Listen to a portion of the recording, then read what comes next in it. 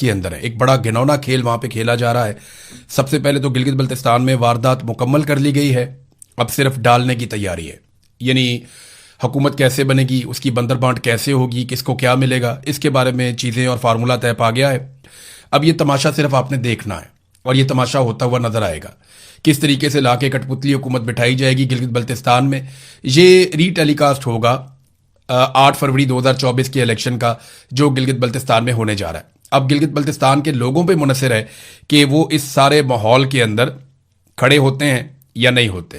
اللہ رب العزت کسی بھی چیز کو روک سکتے ہیں، لیکن یہاں یہ طاقت اللہ تعالیٰ نے انسانوں کو دی ہے اور گلگت بلتستان کے لوگوں کے پاس یہ طاقت ہے کہ وہ اپنے اوپر اس ظالم رجیم کو مسلط ہونے دیتے ہیں یا اس کا رستہ روکتے ہیں. اگر یہ ظالم رجیم مسلط ہو گیا تو میری بات یاد رکھیے گا، میں ہر گلگت بلتستان کے شہری کو یہ کہہ رہا ہوں کہ 5 سال تک ان کا حق مارا جائے گا، ان کے تمام وسائل پر قبضہ کیا جائے گا. کٹ پتلی حکومت جو بنائی جائے گی وہ ہر چیز لکھ کر دے دے گی اور عوام صرف دھرنے دیتے رہ جائیں گے.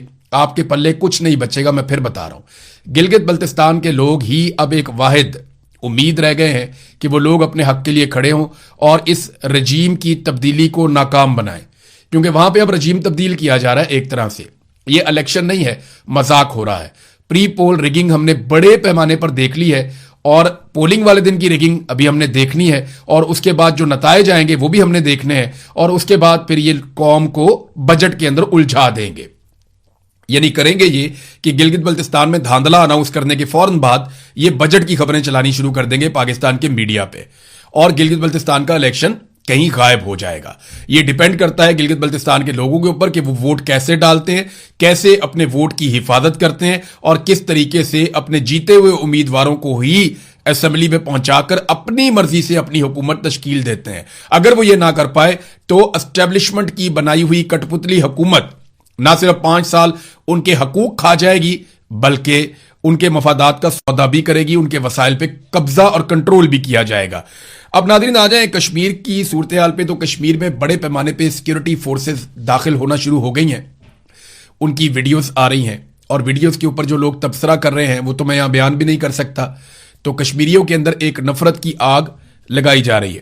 آپ کو یاد ہوگا یہ جو کشمیر سے ریلیٹڈ اکاؤنٹس ہیں وہ سٹیٹمنٹ نکال کر چلا بھی رہے ہیں اور اس کو بتا بھی رہے ہیں کہ محسن نقوی نے ڈی چوک میں 2024 میں جب نومبر میں احتجاج ہو رہا تھا تو محسن نقوی نے بطور وزیر داخلہ ڈی چوک میں کھڑے ہو کر یہ کہا تھا کہ کشمیری جو ہیں وہ پاکستان کے آئینی شہری نہیں ہیں، اگر وہ احتجاج میں آئے تو یہ ریاست پاکستان پر حملہ تصور ہوگا اور دہشت گردی کی FIR کاٹی جائیں گی. اب پاکستانی فورسز جو ہے وہ اس وقت آزاد کشمیر میں داخل کی جا رہی ہیں جس وقت آزاد کشمیر کے شہری اپنے بنیادی حقوق کے لیے، اپنے آئینی اور قانونی اور جمہوری حقوق کے لیے، اپنے سیاسی حقوق کے لیے آواز اٹھا رہے ہیں اور پرامن احتجاج کرنے جا رہے ہیں. تو بڑے پیمانے پر فورسز کو وہاں پہ داخل کیا جا رہا ہے. ایک چیز ناظرین آپ کو یاد رکھنی پڑے گی، میں نے آپ کو پچھلے ویلاگ میں بھی بتایا تھا. میں یہ بتاتا ہوں کہ احتجاج کامیاب ہوگا یا ناکام ہوگا اور اس کو روکنے کے لیے کتنی کوششیں کی جا رہی ہیں، یہ ساری چیزیں آپ کے سامنے رکھتا ہوں. لیکن میں نے آپ کو بتایا تھا کہ سپریم کورٹ میں لے گئے ہیں، جو کشمیر کی سپریم کورٹ ہے وہاں پہ اس معاملے کو لے جایا گیا تاکہ معاملے کو دبایا جا سکے یا ڈیلے میں ڈالا جا سکے. جو احتجاج کی صورتحال آزاد کشمیر کے حوالے سے ہے، اب اس میں جو سب سے مین مطالبہ ہے وہ 12 مہاجر نشستوں کا ہے. میں نے آپ کو پہلے بھی بتایا تھا جب پچھلی مرتبہ یہ احتجاج ہو رہا تھا کہ حکومت شاید سارا کچھ مان جائے لیکن یہ 12 مہاجر نشستوں کے معاملے پہ اسٹیبلشمنٹ نہیں مانے گی، کیونکہ انہی 12 بندوں کے ذریعے سے وہ پورے آزاد کشمیر کو ہمیشہ سے کنٹرول کرتے آئے ہیں. آزاد کشمیر میں کٹ پتلی حکومتیں بنانے کے لیے جو سب سے بڑی چابی اسٹیبلشمنٹ کے ہاتھ میں ہے وہ یہ 12 مہاجر نشستیں ہیں. ان کے ذریعے سے وہ اپنے بندے لا کر بٹھاتے ہیں اور حکومت بناتے ہیں، حکومت گراتے ہیں، حکومت کو کنٹرول کرتے ہیں، وزارتوں کو کنٹرول کرتے ہیں. تو اس میں جو ایک موقف ہے عوامی ایکشن کمیٹی کا، ذرا وہ بھی آپ دیکھ لیں کہ وہ اس کے بارے میں کیا کہتے ہیں کہ یہ نمائندگی ہے کشمیر کی یا سیاسی انجینئرنگ ہے. آزاد جموں کشمیر کے عوام کو یہ سوال ضرور پوچھنا چاہیے کہ آخر 12 مہاجر نشستوں کا مقصد کیا ہے. اگر یہ نشستیں واقعی مہاجرین کی نمائندگی کے لیے ہیں تو پھر ان کا کردار ریاست کے عوامی مینڈیٹ کو تبدیل کرنے، حکومتیں بنانے اور گرانے اور سیاسی سودے بازی کا مرکز کیوں بن جاتا ہے. حقیقت یہ ہے کہ یہ نشستیں آزاد کشمیر کے اندر بسنے والے عوام کے حق کے حکمرانی پر ایک مستقل سوالیہ نشان ہے. وہ لوگ جو ریاست کی جغرافیائی حدود سے باہر رہتے ہیں، جن پر آزاد کشمیر کے قوانین نافذ نہیں ہوتے، جو روزمرہ ریاستی مسائل کا سامنا نہیں کرتے، انہیں ریاست کے سیاسی مستقبل کا فیصلہ کن اختیار دینا جمہوری اصولوں سے مطابقت نہیں رکھتا۔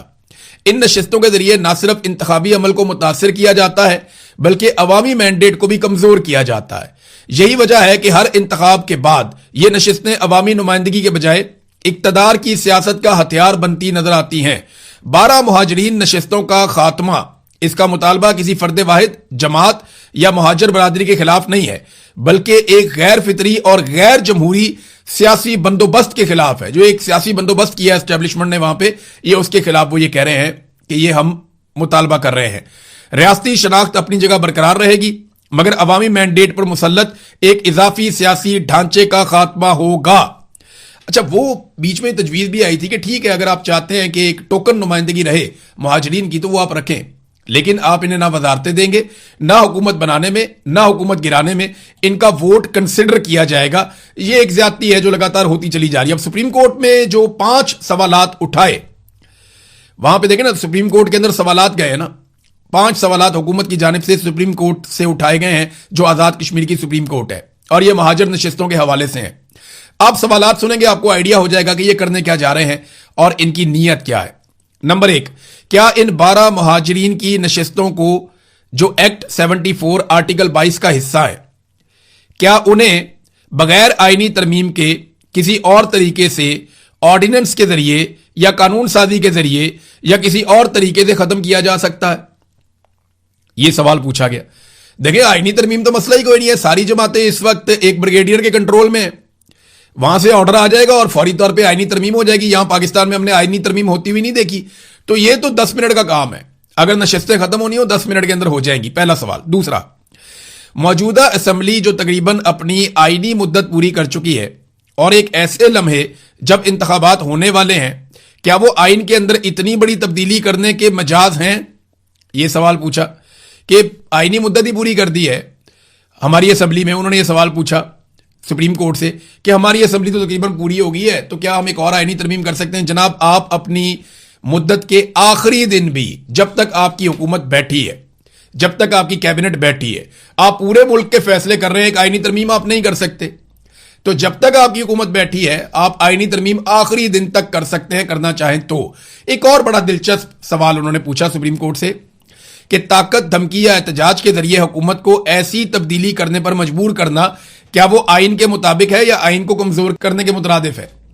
یعنی طاقت کے ذریعے کیا مطلب ہے؟ عوام کی ایک خواہش ہے، عوام احتجاج کے ذریعے آپ کو بتا رہی ہے بھئی عوام کی تو طاقت ہوتی ہے، اقتدار تو عوام کا ہے، وہ تو آپ کو امانتاً ملا ہے، تو عوام جو فیصلہ کریں گے آپ کو وہ کرنا پڑے گا۔ اچھا، چوتھا انہوں نے سوال کیا سپریم کورٹ سے، اچھا یہ سوالات اس لیے کیے ہیں تاکہ سپریم کورٹ سب کو بلائے۔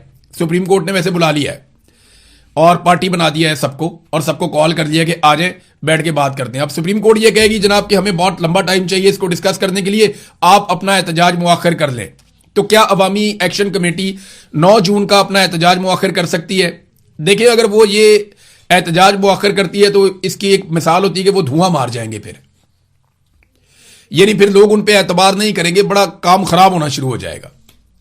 عوامی ایکشن کمیٹی میں یہ سوچ ہے کہ اگر وہ پیچھے ہٹتے ہیں اپنے مطالبات سے تو عوام کے اندر ایک بے چینی پیدا ہوگی اور ایک مایوسی پیدا ہوگی، اور وہ نہیں چاہتے کہ وہ مایوسی پیدا ہو۔ لہذا یہ بھی ہو سکتا ہے کہ وہ کہیں ہم اپنا احتجاج کرتے رہیں گے، ہم بیٹھ جاتے ہیں آگے پرامن طریقے سے اور سپریم کورٹ آف پاکستان اس کے اوپر سن لے، اور اگر آپ نے ایمرجنسی میں سنا ہے تو 24 گھنٹے 48 گھنٹے لگاتار سنیے، سننے کے بعد فیصلہ کیجئے اس کے اوپر، پھر ہم اپنا فیصلہ کریں گے۔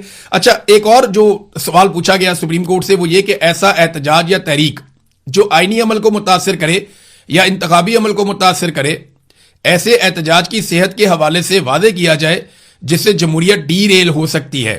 اس کے بارے میں رائے، ڈی ریل ہو سکتی ہے جمہوریت، یہ بات نا بہت سارے اوورسیز پاکستانیوں کو بھی کہی جا رہی ہے۔ میرے سے کچھ اوورسیز پاکستانیوں نے رابطہ کیا، ایک آدھے انہوں نے جرنلسٹ بھی ہیں، انہوں نے بھی رابطہ کیا۔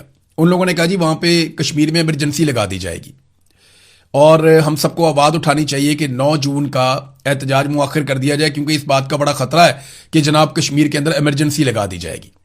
میں نے ایک سادہ سوال کیا، میں نے کہا آج کشمیر میں کس کی حکومت ہے؟ تو انہوں نے کہا جی آپ کو تو پتہ ہی ہے۔ میں نے کہا نہیں، مجھے نام بتائیں کس کی حکومت ہے۔ انہوں نے کہا جی ملٹری اسٹیبلشمنٹ کی حکومت ہے، فوج کی حکومت ہے، وہاں پہ ایک بریگیڈ